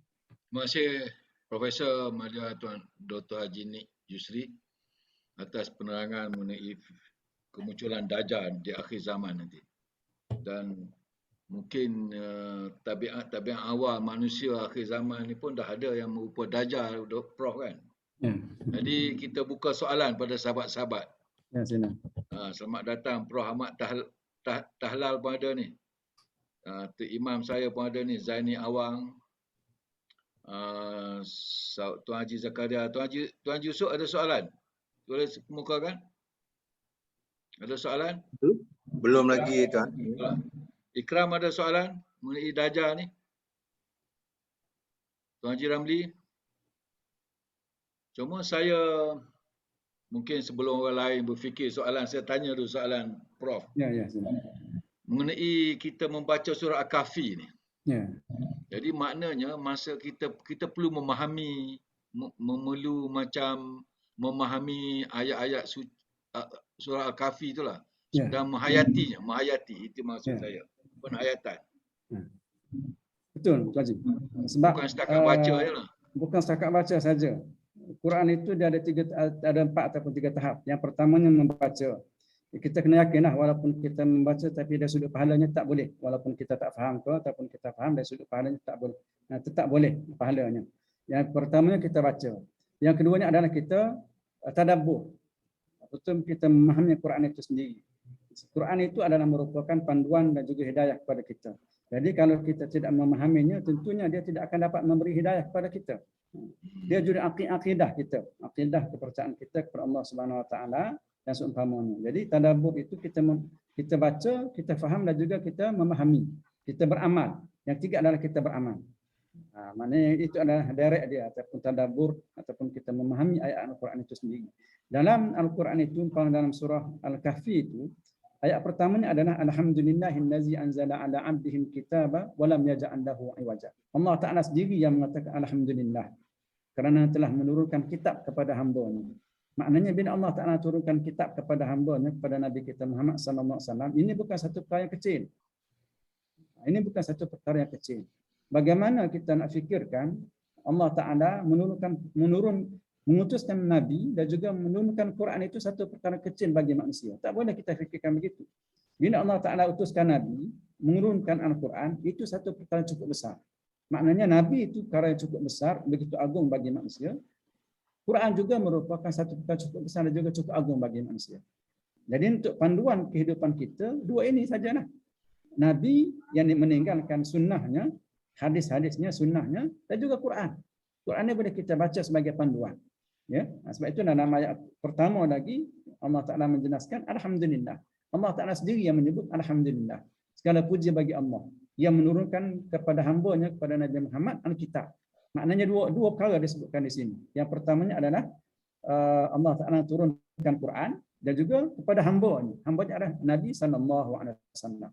Maknanya dua perkara yang boleh menyelamatkan kita. Justru itulah Nabi menyebut taraktu fiikum amrayn lan tadillu ma in tamassaktum bihima. Aku tinggalkan kepada kamu walaupun sudah Nabi kita sudah pergi, walaupun Nabi kita sudah wafat, namun sunnahnya masih lagi ada. Dan kita bila kita mempelajari sunnah itu maknanya kita berilmu. Kita mendapatkan ilmu wahyu daripada Nabi sallallahu alaihi wasallam. Dan sunnah Nabi dan juga hadis-hadis Nabi dan juga Quran itu adalah wahyu. Wahyu itu adalah sumber ilmu. Itu wahyu itu adalah sumber ilmu. Kalau dalam perbincangan falsafah ni ada 3 sumber ilmu. Yang pertamanya adalah kalau falsafah maka mereka menjadikan akal itu sebagai sumber ilmu. Semata-mata akal. Kalau sains maka mereka menjadikan panca indera itu sebagai sumber ilmu.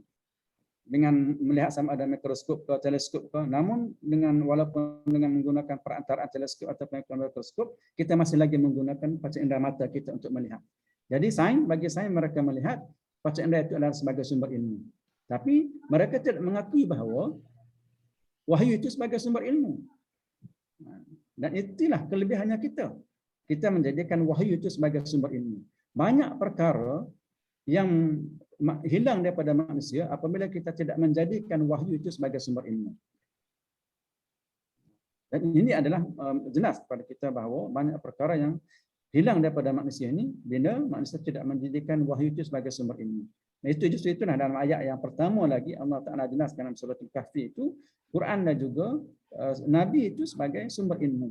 Jadi untuk selamat di akhir zaman adalah perlu jadikan Quran itu, perlu kita baca Quran, perlu kita memahami Quran, perlu kita beramal dengan Quran. Perlu kita baca hadis, perlu kita memahami hadis itu, dan juga kita perlu beramal dengan hadis itu sendiri. Itu jalan keselamatan. Kemudian ayat kedua pula adalah mengkritik pandangan manusia-manusia menjadikan Allah itu sebagai ada anak. Wa yunzirun nazina qalu ittakhadallahu walada.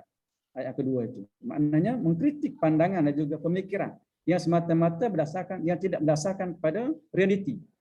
Yang hanya berfikir yang tidak menjadikan akidah itu sebagai realiti.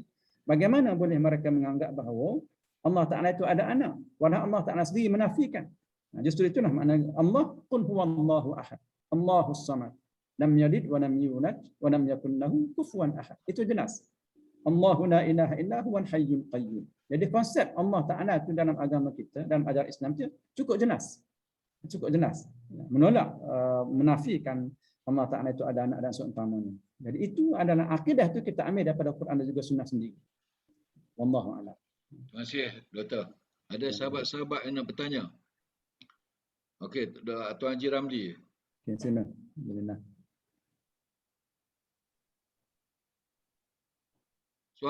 Suara.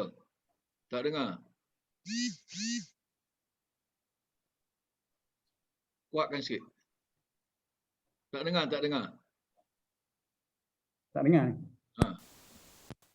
Dalam surah Al-Kahfi, boleh dengar? Dah Ya. dengar.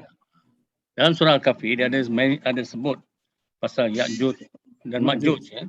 Ya. Jadi kita tahu Ya'juj Ma'juj ni perosak. So apa relationship dia dengan Dajjal tadi? Okey. Dajjal ni boleh nampak macam baik aja dan tunjukkan dia boleh hidup kau mati. Yang Ya'juj Ma'juj ni jenis perosak. Apa relationship? Ya, begini. Terima kasih. Saya dah bincanglah dengan Tuan Haji tadi. Ya'juj Ma'juj ni mungkin akan kita bincangkan dalam perjumpaan kita yang kedua nanti insya-Allah. Cumanya sebagai maklumannya dalam satu hadis yang panjang, ini yang timbulnya dalam 1000 manusia seorang saja masuk surga. Ini timbul hadis tu kan. Dalam 1000 orang manusia itu satu orang saja masuk surga. Sebenarnya 1000 orang itu adalah 999 orang itu adalah Ya'juj dan Ma'juj. Itu ya. Itu kadang-kadang kita lupa yang hadis itu. Tapi maknanya dalam hadis Ya'juj dan Ma'juj ini adalah kita akan bincang dalam perjumpaan kita yang kedua nanti insya-Allah. Insya-Allah. Ya, memang kalau dalam Dajjal ini dia tidak ada dalam Quran. Sebutan Dajjalnya tidak ada dalam Quran. Tetapi ada dalam hadis. Hadis itu pun hadis mutawatir. Jadi dia juga menjadi akidah kepada kita. Tapi Ya'juj dan Ma'juj ini ada dalam Quran. Min kulli hadabin yansilun, ada dalam Quran. Maka dia juga jadi akidah kepada kita. Akidah ni sama ada daripada Quran secara mutawatir ataupun hadis mutawatir ataupun hadis ahad yang sahih. Itu akidahnya. Tapi maknanya kalau Dajjal ini, perkataan Dajjal itu sendiri tidak ada dalam Quran, tetapi ada dalam hadis Nabi sallallahu alaihi wasallam. Tapi perkataan Ya'juj memang ada dalam Quran. Ya'juj dan Ma'juj. Jadi memang betul lah, memang baiklah kalau kita bincangkan nanti perjumpaan yang kedua nanti berkaitan dengan Ya'juj dan Ma'juj insya-Allah. Biiznillah. Insya-Allah. Jadi Ya'juj dan Ma'juj ni memanglah ada dalam Quran dan ada dalam Quran. Kali disebut dalam Quran kan. Dalam surah Al-Insan kalau saya ingat. Kalau tak silap saya lah. Selain daripada Al-Kahfi, tapi kita akan bincang pada perbincangan kedua lah sebab panjang nak bincang. Dia bila dia turun daripada bukit dengan selaju-lajunya Ustaz kan, dan memusnahkan manusia. Okey, ada lagi sahabat-sahabat lain? Lagi satu, Ustaz. Iman Zaini ada soalan. Haji Hamli nak tanya lagi? Saya sampai sekarang lagi apa nama ni tak boleh nak apa ni imbangkan. Dia tahu Nabi Muhammad Nabi yang akhir. Ya. Akhir. Tetapi akan turun Nabi Isa. Okey. Jadi secara logiknya maknanya yang akhir Nabi Isa lah dia akan turun. Okey. Jadi saya sampai sekarang duk. Cantik soalan. Malam ni saya kemukakan. Cantik soalan tu Haji. Cantik soalan tu. Dia begini. Dalam penurunan Nabi akhir zaman, Nabi Isa sebagai di akhir zaman nanti, bila dia turun nanti, satu perkara yang Nabi sebut, bila Nabi Isa turun nanti, dia tidak membawa syariat yang lain. Dia akan menyokong syariat yang dibawa oleh Nabi SAW. Sebab itulah bila Nabi Isa turun, kalau dalam hadis tu dia turun di Manaratul Baydha. Manaratul Baydha ni di Syam kalau tak silap ataupun di Syria. Di satu masjid. Bila dia turun itu, maka orang-orang beriman pada waktu itu sedang solat. Bila solat, maka diketahui bahawa Nabi Isa telah turun, maka imam yang menjadi imam pada waktu itu, Imam Mahdi, meminta supaya Nabi Isa ini mengimamkan mereka. Tetapi Nabi Isa berkata, tidak seharusnya aku ini mengimami umat Nabi Muhammad SAW. Tidak seharusnya aku mengimami umat Nabi Muhammad SAW. Maknanya dia bagi juga imam itu kepada Imam Mahdi. Dia akan bagi pada Imam Mahdi. Kerana apa? Kerana dia akan datang nanti dengan mematahkan salib. Dia akan datang nanti dengan membunuh segala khinzir. Dia akan datang nanti menyokong syariat Nabi Muhammad SAW. Jadi dia datang itu adalah untuk nak memberitahu kepada manusia bahawa apa yang manusia anggap dia itu sebagai anak Tuhan adalah merupakan satu pendustaan. Sampai akan dia patahkan salib. Salib ini bukan ajaran daripada Nabi Isa. Salib ini adalah ajaran khurafat dan juga bid'ah yang telah dibuat oleh pengikut-pengikut yang tidak seharusnya berlaku. Jadi akhirnya, sebab itulah akhirnya jadilah agama Kristian. Walaupun Nabi Isa juga membawa agama Islam. Jadi kedatangan Nabi Isa di akhir zaman nanti bukan dia Nabi yang terakhir, bukan. Tetapi untuk nak membetulkan dakwah ataupun Islam yang agama Islam, syariat yang dibawa oleh Nabi Muhammad SAW itu sendiri. Wa ma qataluhu wa ma salabuhu. Kerana kepercayaan mereka yang Kristian itu, dan Kristian ini majoriti. Kalau kita lihat sekarang ini Kristian ini majoriti, kan? Majoriti di dunia mana pun ada Kristian. Jadi nak mengembalikan manusia kepada fitrah itu, maka Allah Taala turunkan balik Nabi Isa dengan mematahkan salib. Itu siapa dalam hadis itu Nabi sebut dengan mematahkan salib, membunuh khinzir dan seumpamanya, dan menetapkan bahawa syariat Nabi Muhammad itu adalah syariat dia. Dan Nabi dia pun berkata bahawa Nabi pun menyebut bahawa Nabi Isa datang nanti dia juga akan mengikut syariat aku. Dia bukan membawa syariat yang lain. Jadi bukan dia Nabi akhir zaman. Dan para nabi ini sebenarnya dia membawa satu ajaran akidah tauhid itu. Bukan Nabi Isa Nabi akhir zaman, Nabi kita Muhammad sallallahu alaihi wasallam. Kita Muhammad sallallahu alaihi wasallam. Cumanya Allah Taala ialah sebagaimana kita ketahui, Allah Taala angkat dia dan juga akan turunkan balik. Dalam surah, mungkin Tuan Haji boleh baca dalam surah An-Nisa itu. Akhir surah An-Nisa itu ada cerita-cerita mengenai perkhabaran kedatangan Nabi Isa itu balik. Surah An-Nisa ada, insya-Allah. Doktor, Prof. Ya. Mungkin dengan Allah menurunkan Nabi Isa ni untuk membuktikan bahawa Nabi Isa ini diangkat oleh Allah, bukannya untuk membuktikan kepada orang Kristian dibunuh sebagaimana pendapat dan juga pandangan mereka dibunuh, tapi dia diangkat. Jadi nak membuktikan kepada orang kafir, orang Kristian terutama. Antaranya. Ya, antaranya lah. Antaranya. Okey, ada soalan lain? Soalan-soalan lain yang mungkin boleh kita menambah kepahaman dan apabila ada doktor untuk menjelaskan. Sahabat-sahabat, walau bagaimanapun saya bersyukurlah kerana tadi pada maksimal 18 orang bersama dan sekarang ada ada 15 insya-Allah. Saya berhajat sebab Profesor Dr. Haji Nik ni dia free hari Sabtu malam je. Jadi bagus juga lah Sabtu malam Ahad ni kita sementara kita bersama dalam majlis ilmu. Sepatutnya kita nak buat hari Sabtu pagi tapi oleh kerana Prof hari Sabtu pagi tak dapat, jadi kita pada minggu pertama Sabtu pertama kita pindah pada malam. Ya, insya-Allah. Dan minggu kedua, ketiga dan empat memang ada slot ustaz lain lah. Tetapi sekiranya Ustaz Prof nak 2 kali sebulan pun kita boleh buat Sabtu macam mana, itu pendapat Prof lah. Tak apa, sebulan sekali dulu. Kita Sebulan bincang sekali dulu. Okey. Jadi setiap malam hari Sabtu pertama kita berjumpa dengan Prof pada 9.15 insya-Allah. Alhamdulillah. So terima kasih pada saudara Afif daripada Pontian, apa khabar? Dan Puan Hayati, Tuan Haji Zakaria dan juga Tuan Haji Anas, Puan Azian dan juga Puan Azlin, Tok Imam saya Zaini Awang dan Profesor Ahmad Talal. Ada juga. Ada tu. Alhamdulillah. Jadi kalau ada profesor nak tambah apa-apa Profesor Ahmad Talal. Sila. Okey, yang lain-lain. Ada soalan lagi sebelum kita? Ya? Assalamualaikum. Assalamualaikum.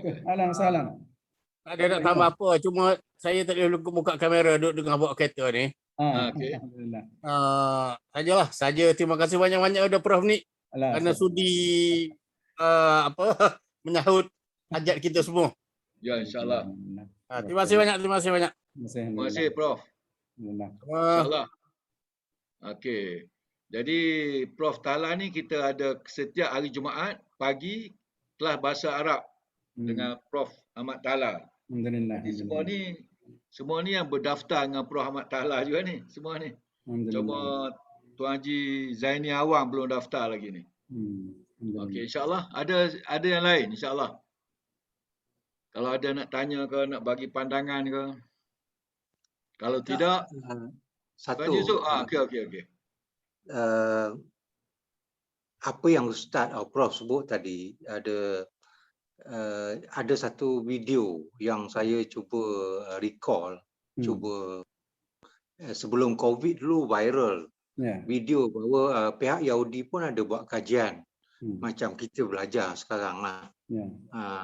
Saya rasa benda tu tersebar luas lah. Video mengenai Yahudi sendiri ada buat kajian kepercayaan orang Islam macam mana. Nabi Isa diturunkan, Imam Mahdi ada kan. Dia berasa pihak dia berada di pihak yang benar. Ni dalam dewan. Orang ramai pihak Yahudi ni. So ada seorang yang bercakap tu mungkin ketua dia orang lah. Ataupun ustaz dia orang lah. Jadi dia beritahu tu dia baca kitab juga. Kitab dia refer pada kitab. Dia baca satu-satu tu dan dia explain, dia terangkan kepada pendengar ataupun hadirin sekalian dalam dewan tu. Mungkin ada antara sahabat-sahabat dalam grup ni pernah tengok video tu. Saya cuba nak recall yang dan persediaan yang kita dengar daripada ustaz-ustaz sebelum ni, memang ada di Israel sendiri pun ada buat persediaan untuk menerima ataupun kedatangan yang bagi kita Dajjal pada dia masih yang macam ustaz sebut tadi dia tanam pokok yang kata yang akan itu.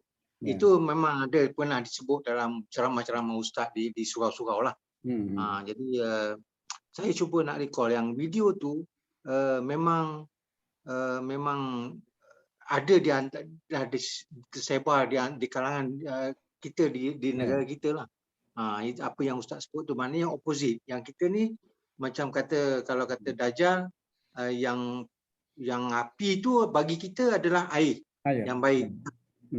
Jadi itu yang saya nak recall, yang try to match up apa yang Prof sebut tadi lah. Itu saja. Alhamdulillah. Saya cuba nak cari video tu kalau boleh. Mungkin nak. InsyaAllah. Jadi maknanya apa yang Tuan Haji Usuk cakap tadi, Yahudi dia ada satu pandangan dia lah. Maknanya Ya, betul. Al-Masih itu akan turun kan dan akan memesongkan iman dan ketakwaan umat Islam lah supaya mengikut Dajjal kan. Ya. Jadi bagi orang Islam hari ini kita kena berkasakan ataupun memantapkan keimanan dan ketakwaan umat lah supaya Ya. tidak terpesong oleh Dajjal. Betul. Maknanya kita perlu umat ini perlu didedahkan dengan Quran dengan sunnah lah. Tapi Ya, itulah ya. dengan perkembangan yang berlaku ini mereka melihat sunnah dan Quran itu sudah sebagai suatu bentuk yang itulah yang menjadi masalah kepada umat kita, pada orang Melayu kita terutama sekali lah. Cuma itulah maknanya kita ambil sumber akidah itu dan sumber akidah itu daripada Quran dan juga sunnah. Sumber ilmu pun daripada Quran dan juga sunnah. Saya mengajar falsafah ilmu. Jadi yang saya dapati pertembungan antara falsafah dengan sains ini ataupun falsafah, sains dan juga agama ini berlaku hanya di barat. Ya, tetapi dalam tamadun peradaban timur, terutama Islam seumpamanya tidak berlaku. Tetapi barat maknanya memaksakan pemikiran seperti itu ke dalam masyarakat kita. Dalam masyarakat maknanya yang berilmu ataupun dianggap sebagai ilmu itu adalah yang dapat difikirkan secara rasional dan juga dapat dikaji dengan sains. Yang lain daripada itu bukan ilmu. Sebab itulah maknanya mereka menidakkan wahyu itu sebagai sumber ilmu. Walhal kita sebagai peradaban Islam ini perlu menjadikan wahyu itu sebagai sumber akidah dan juga sumber ilmu. Ya, betul. So maknanya kita kena menekankan sumber wahyu ni, Al-Quran sebagai sumber ilmu. Wahyu. Jadi insya-Allah itu Yayasan Osem punya visi dan misi tu Prof. Betul. Insya-Allah kita kena nak bagi umat memahami Al-Quran menjadi umat terbaik kan insya-Allah. So insya-Allah kita pun dah nak sampai pada 10.45 lah. Jadi kita telah mengambil masa Prof dan kita Terima kasih banyak-banyak. Terima kasih banyak dan Prof kita jumpa nanti pada bulan 12 nanti minggu hari Sabtu pertama insya-Allah. Insya-Allah. Dan tujuan satu laginya apabila kita dah pasang wifi di masjid-masjid di 9 kampung nanti dengan harapan orang kampung pun boleh duduk di masjid untuk mendengarkan ceramah online ni, webinar ni kan setiap hari Sabtu dan juga hari Jumaat insya-Allah. Jadi insya-Allah sahabat-sahabat terima kasih dan semoga kita sentiasa dalam rahmat dan perlindungan Allah. Kerana saya nampak Prof last sekali lah di akhir zaman ni dengan adanya IT ataupun media ni, social media ni banyak sangat kelalaian yang berlaku lah, kelalaian yang berlaku dengan mengutamakan social media sehingga masa untuk baca Quran pun kadang itulah yang kita sama-sama fikirkan, mohon pada Allah supaya diberi perlindungan. Jadi Assalamualaikum, terima kasih Prof dan sahabat-sahabat. Lagi satu.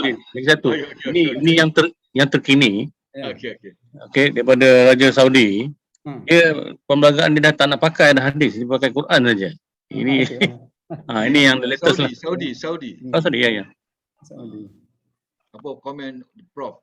Ada sebab yang ialah itu salah satu perkembangan yang berlaku di Saudi itu terlalu cepat. Apatah lagi yang menjadi penguasa sekarang ini Raja Salman tu.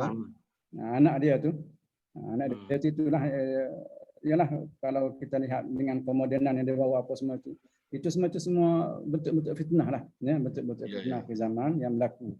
Yang kita perlu sedari bahawa ialah kita yakin bahawa di Mekah itu ada Allah Taala yang menjaga dan mengawalnya, dan dalam surah Al-Hajj pun ada man yurid fihi bi inhadin nuziqhu min azabin syadid. Dalam surah Al-Hajj pun ada, ya, siapa yang membawa datang dengan perkara-perkara ilhad, perkara-perkara kekufuran, maka kami akan azabkan mereka dengan azab yang pedih. Itu yang Allah Subhanahu Wa Taala, ya. Insya-Allah. Allahu a'lam. Jadi kita kena ambil semua-semua ni pun sebagai satu ujian bagi kita jugalah. Ya. Kan? Jadi jangan terpengaruh kan. Pasal mereka sebelum ni pun terkongkong dan tiba-tiba bila mendapat kebebasan. Itu yang Kebebasan jadi itu. Ya, yang betul. menjadi insya-Allah. Okey. Assalamualaikum warahmatullahi wabarakatuh. Dan nota ustaz tu saya ada masukkan dalam kelas pengajian bahasa Arab untuk sama-sama kita. Okey, terima kasih. Kita okey ustaz, baca doa sikit ustaz. A'udzubillahi minasyaitonir rajim. Bismillahirrahmanirrahim. Alhamdulillahirabbil alamin. Wassalatu wassalamu ala Rasulillah wa ala alihi wa ashabihi ajma'in.